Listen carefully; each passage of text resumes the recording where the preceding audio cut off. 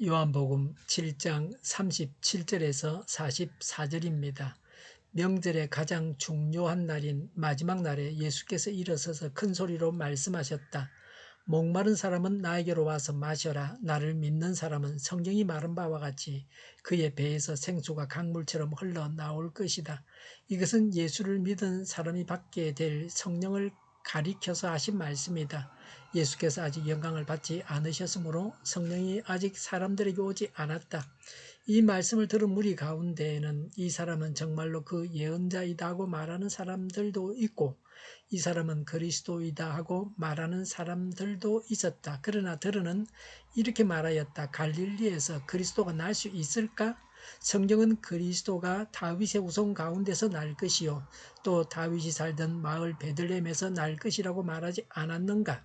무리 가운데 예수 때문에 분열이 일어났다. 그들 가운데서 예수를 잡고자 하는 사람도 몇 있었으나 아무도 그에게 손을 대지는 못하였다. 아멘. 예수님을 믿는다고 하는 것은 어떤 종교적인 법에 매여서 괴로워하며 사는 것은 아닙니다.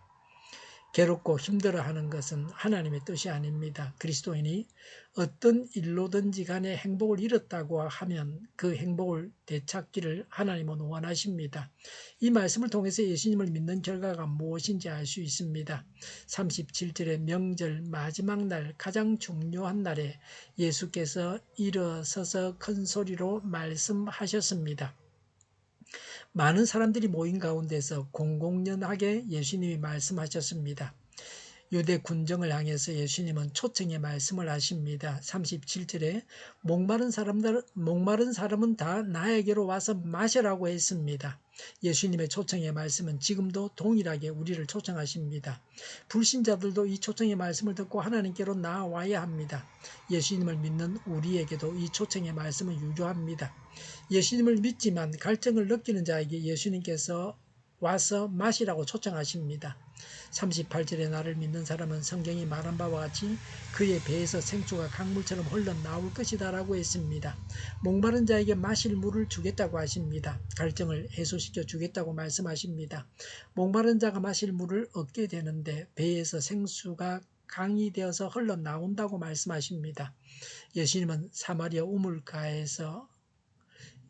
우물가에선 여인에게도 비슷한 말씀을 하셨습니다. 예수 믿는 자가 받을 성령을 가리켜서 하신 말씀입니다. 예수께서 아직 영광을 받지 아니하셨으므로 성령이 아직 사람들에게 와 계시지 않았습니다.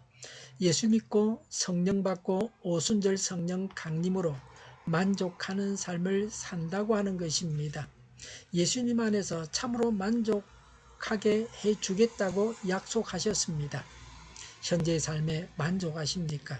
하나님께서 나를 인도하시니 내가 만족한다고 말씀하실 수 있으십니까? 우리도 성령 세례를 받아야 합니다. 예수님의 설교에 대한 반응입니다. 31절에 무리 가운데 많은 사람들이 예수님을 믿기 시작했습니다. 그들은 그리스도가 오셔도 예수님보다 더 많은 표적을 행하실 것인가 라고 했습니다.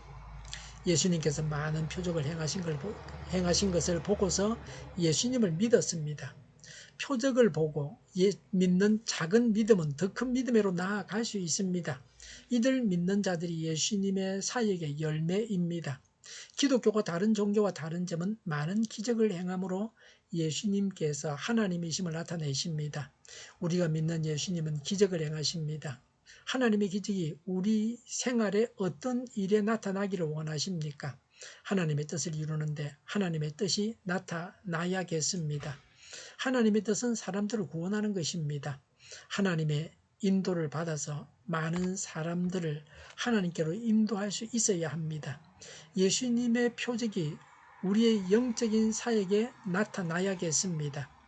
40절에 예수님은 정말로 그 예언자라고 말하는 자도 있고 라고 했습니다. 그 예언자는 모세에 의해 예언된 그리스도입니다. 41절에 그리스도라고 말하는 자도 있었습니다. 41절에 갈릴리에서 그리스도가 나올 수 있을까?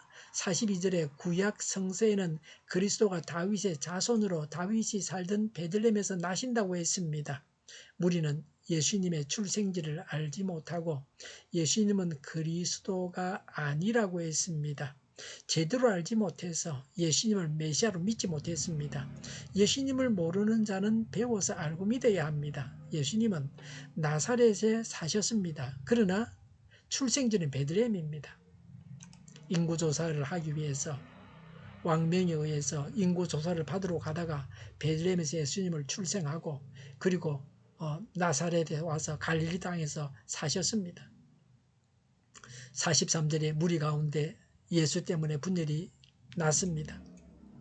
지금도 예수님에 대해서 이렇게 많은 견해가 있습니다. 무리들 중에는 예수님을 그리스도를 믿는 자도 있었고 불신하는 사람들도 있었습니다. 무리의 상태는 반신반의, 반좀 믿고 반좀은 의심했습니다.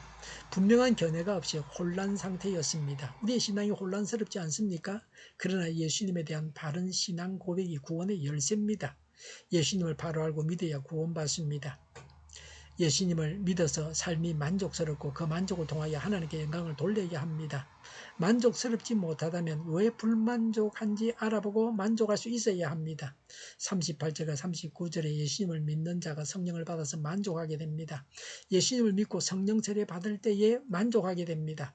성령을 받은 그리스도인들이 성령으로 충만해야 합니다. 현재 불만족하고 있다면 죄를 고백하고 성령 세례를 간구함으로 하나님께서 주시는 확신 가운데서 만족하시기 바랍니다. 기도하겠습니다. 예수님을 믿어서 만족하고 하나님께 영광을 돌려드립니다. 성령 세례를 주셔서 하나님께서 주신 확신 가운데서 만족하며 능력 있는 삶을 살게 하여 주시옵소서. 정의가 강물처럼 흘러가게 하여 주시옵소서. 교회가 분열되지 않고 하나가 되게 하여 주시옵소서. 교회가 한 목소리를 내게 하여 주시옵소서. 전쟁이 그치고 평화가 오게 하여 주시옵소서. 성경을 대적하는 자가 없어지게 하여 주시옵소서. 주사파와 공산당과 이적 단체들과 적화 통일로 나아가게 하는 자들이 없게 하옵소서. 하나님을 대적하는 법과 있어는 안 될 법을 만들지 않게 하옵소서. 있어야 할 법을 폐기하지 않게 하옵소서. 일하는 자들이 정당한 대우를 받게 하여 주시옵소서. 놀고 먹는 자가 없게 하여 주시옵소서. 일을 만드는 자가 아니고 일을 하는 자가 되게 하여 주시옵소서. 파업과 시비가 그치게 하여 주시옵소서. 눈먼 지도자, 악한 지도자, 자기 배만 부리는 지도자가 사라지게 하여 주시옵소서. 앞을 보고 선한 것을 분별해서 알고 앞길을 제시하고 섬기는 지도자만 있게 하여 주시옵소서. 하나님께서 주신 권세로 섬기는 자가 강해지게 하여 주시옵소서. 지도자들과 이 백성들에게 선한 것을 분별하는 지혜를 주옵소서. 나아갈 길을 알게 하시고 취할 것과 버릴 것을 알고 행하여 흥하게 하옵소서. 적절한 때에 고칠 것을 고치게 하옵소서. 업무 방해가 없게 하시고 업무에 충실하게 하옵소서. 쓰레기 더미를 뒤지지 말고 성경에서 보물을 찾게 하여 주시옵소서. 기도하는 기쁨, 응답받는 기쁨, 성도들이 모여서 교제하는 기쁨, 말씀이 주는 기쁨, 예배드리는 기쁨을 누리게 하여 주시옵소서. 우리 동일교회가 만군을 지배하게 하여 주시옵소서. 저희의 간절한 간구에 응답하여 주시옵소서. 예수 이름으로 명하노니 모든 병만은 물러가고 몸의 모든 부분들을 온전하게 될지어다. 신유의 기적을 베푸셔서 지금도 저희의 질병을 고쳐주시옵소서. 병중에 있는 모든 자들을 고치시고 온전케 하여 주시옵소서. 갇힌 자들을 풀어서 해방 자유하게 하여 주시옵소서. 저희와 교회와 나라의 민족을 불쌍히 여겨 주시옵소서. 모든 악한 것들을 제거하여 주시옵소서. 하나님께서 기뻐하시는 교회와 나라가 되게 하시며 경제가 나아지고 경상수지가 억제로 돌아서고 무역수지가 흑자를 유지하게 하여 주시옵소서.